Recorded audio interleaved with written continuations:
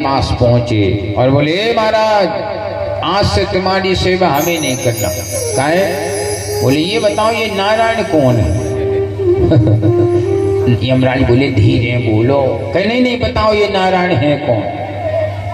यमराज बोले धीरे बोलो, पता नहीं है?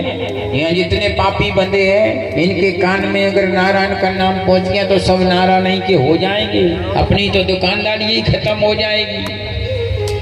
तो क्या करना है ये बताओ। अब दूसरे आदमी को तुम भेजोगे कैसे मार के लाओ? और कहीं वो अपने बेटे का नाम नारायण रख लेगा तो फिर आ जाएंगे वही भगवान के पास। बताओ कैसे मार के लाएंगे? यमराज से बोले आज पक्का कर दो किसी मार के लाना किसी नहीं लाना। तो यमराज कह रहे लिख लो किसको लाना है।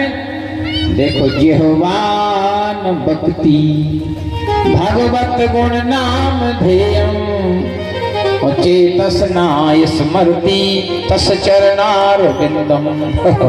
यमराज के दूतों को बता रहे यमराज कि जिनकी जिह्वा इनकी जीव कभी भगवान का नाम ना लेती हो उन्हें पकड़ के लाना। जो कभी मंदिर ना जाते हो, जो कभी कीर्तन ना करते हो उन्हें पकड़ के लाना। जो कभी भगवान की कथा ना सुनते हो उन्हें धंगड़ के लाना। और दूत बोले महाराज ऐसे कथा में तो आ गए वो कहीं आके सो गए, उन्हें लाने की नहीं लाने। देखो कई कथा में आके सो जाते। देखो नींद तो हमें आ जाती है लेकिन छुट्टी दे दी यमराज ने कि सो भी जाए बिनी भी मत लाना पकड़ के। क्यों?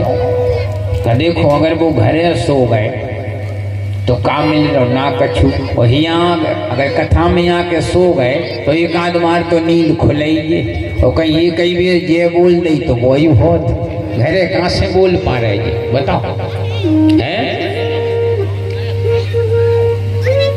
और देखो माता बहने सो ना जाइयो नहीं तुम कहो कि छुट्टी मिल गई। कि एक सेठ जी गए कथा सुनने भी कभी नहीं जाती थी कथा सुनने से।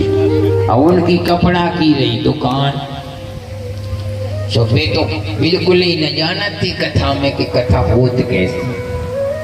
और वे पहुंच गए। उनकी पत्नी बोली सेठानी बोले एक आते ना तो सुनाई आओ कम से चले जाओ और बंद बनी जाए दुकान चले जाओ। सुबह जैसे तैसे तो वे गए। और जैसे ही पहुंचे सो उनने जैसी कथा शुरू भई सुबह तो सो ही गए। उनने कहा भी कथा में जाने तो कुछ मन लगे। देखो ऐसे भी मन नहीं लगता, कथा भी बड़ा समझना बड़ा मुश्किल होता। मन लगे अगर हमें समझ में आ रही तो ही हम सोने हो, नहीं तो फिर मन इधर उधर। तो जो उनने कथा शुरू करी सुबह तो सेठ जी तो सो गए। और सो गए सुबह तो दुकान पे ही पहुंच गए सपने में। देख तो ये कथा अपन सोच रहे कथा सुन रहे थे दुकान पे चला रहे दुकान। देखो कथा में दुकान चल रही तो ग्राहक भी आन जान लगी। सेठ जी जो कपड़ा कितने रुपए मीटर दो? तो सेठ जी बोले जो 10 रुपये मीटर। कहीं सेठ जी जो तो महंगो है। कहे काम करो जो तुम हमें सस्तो दे दो। तो भैया काम मीटर ले लो। बोले जो दे दो तुम 4 रुपया मीटर। तो ये ज्यादा सस्तो। देखो बोले ज्यादा सस्तो। बोले नहीं सेठ जी तो बोले ले जा 4.5। देखो अब बोले सेठ जी वो आगे बैठी थी। वो एक कथा सुन रही थी बेबिन की आगे बैठी थी। सुबह पहने थे कुर्ता। सुबिन को कुर्ता पकड़ाया। सुबह कह रहे ले जा 4.5 में दोनों हाथ पसार। और अगले वाले भक्त को कुर्ता दीनों फाड़। आगे जो बैठे थे उनको कुर्ता फाड़ दो। अरे अगले वाले बोले क्या कर रहे? क्या कर रहे? दुकानदारी ना करें? दुकानदारी कर रहे कि कथा सुन रहे? फिर मैंने ध्यान हो कि हम तो कथा में बैठे। बोले हम जो जान रहे थे कि दुकान ही थी। देखो तो ये कथा में भी मन लग जाए। एक जन्म की पुण्य की कमाई नहीं है कि तुम कथा सुन लो।